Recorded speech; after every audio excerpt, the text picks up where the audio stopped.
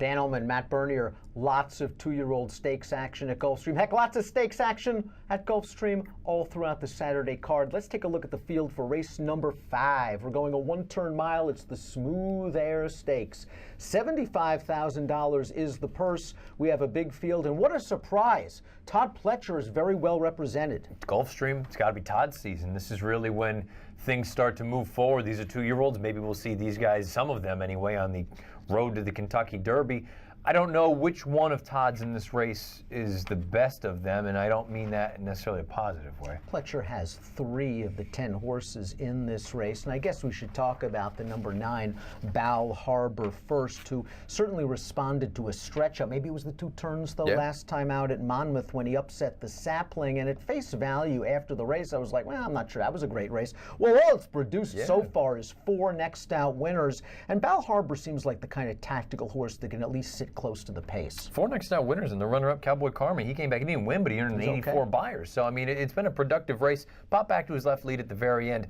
I picked him in a couple races up at Saratoga, and it just didn't work out for one reason or another. His runs at Gulfstream early on when he debuted, you don't usually see horses do those sort of things at 4.5 furlongs. He looks like kind of an athletic sort, and you look at his pedigree, I would imagine distance is going to be his friend. I just don't know what overall his scope for improvement is. Big card of racing at Gulfstream on Saturday. Sign up to DRF Bets, be rewarded with cash. $300 bonus to play this card. DRF.com/fall, promo code FALL300.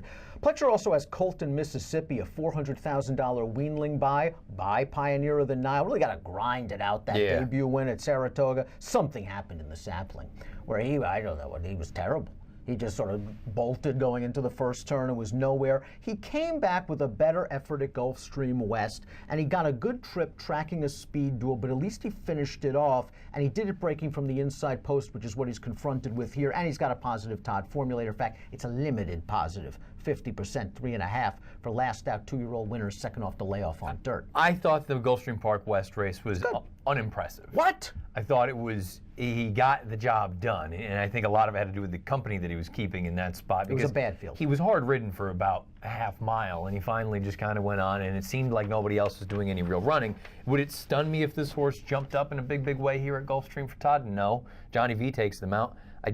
To me, he's the kind of horse that's uninteresting. So Todd has Bal Harbor, the accomplished horse in the race. Yes. He has Colton, Mississippi, horse with some promise. Yes. And he also has the speed, as Time Form US indicates, with the number 7, Bon Raison, who has yet to finish first, but he's done some good things, albeit in off-the-turf races. But these figs, Matt, these figs. They're terrible. He can't win right now based on the figs. Now, that's if you look at the fig and you take it at face value. I look at it and say that Armed Forces, I'm more concerned with the fact that he's been meant to be on turf in all 3 starts, and he's only run on turf once in his career. But that most recent run, you want to talk about winning the battle and losing the war?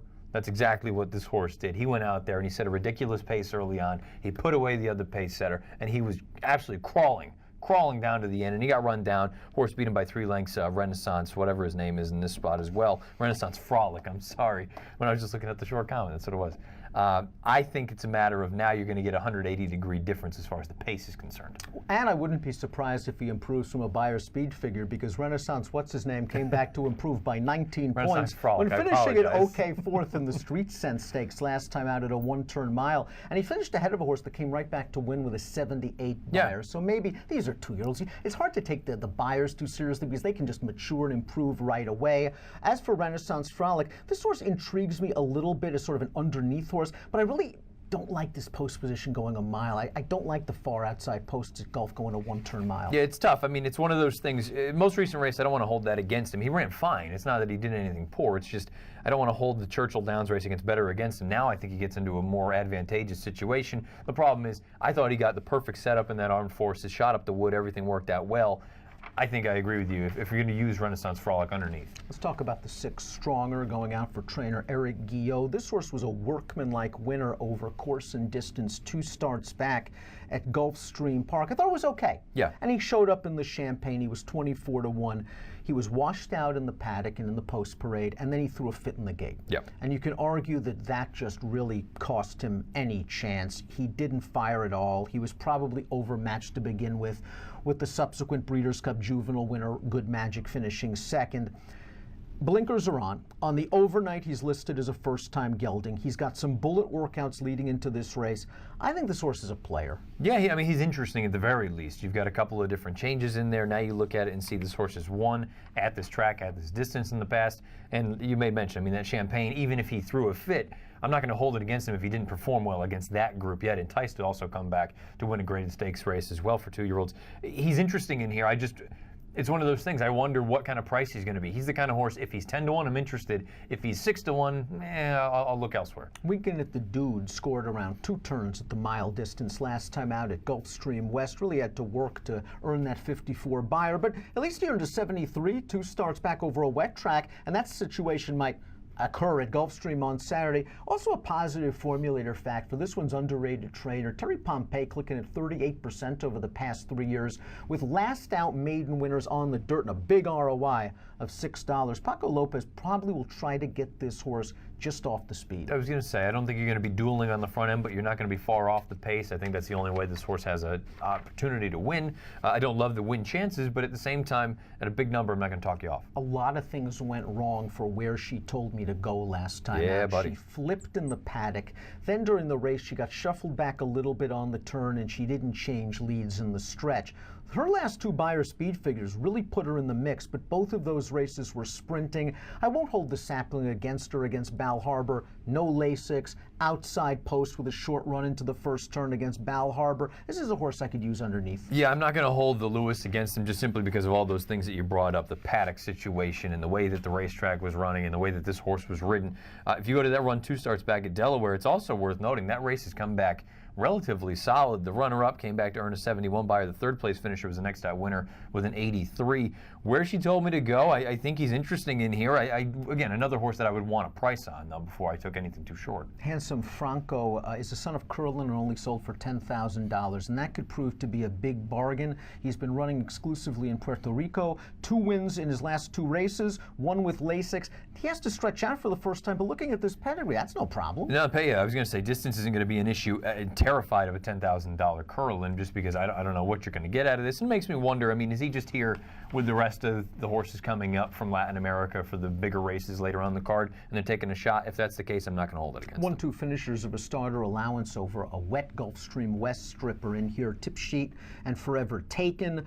Tip Sheet looked like he was being outrun a little bit on the turn, but he was able to grind him down. A son of Brethren out of a Pleasant Tap mare. Distance is okay for him. Forever Taken might have moved just a little bit too soon in that race. I think they're both okay, and I think they both need to step up. I think if I preferred one of the two, it would be Tip Sheet, simply because he took the overland route, and like you say, maybe it wasn't the most visually impressive thing, but Forever Taken may have moved a little bit early, shot up the wood though, had everything go his way. Of the 2, I prefer the 4. Pick time for race number 5 at Gulfstream on Saturday. It is the Smooth Air Stakes. Matt, you're going to hope that Bon Raison goes wire to wire, and you go wire to window. From a buyer standpoint, he can't win the race, period. He's just not fast enough right now. But I think there's more to the story than what the figs would indicate at face value. I don't love Bal Harbour. From a pick 3 situation, I'd use 3 horses. I'd use Bal Harbour. I'd use Colton, Mississippi, who I think is slowly improving and will like another furlong. And I will use the Guillot horse, Stronger, who's listed again as a first-time gelding on the overnight. We don't have the final edition of DRF yet for this race.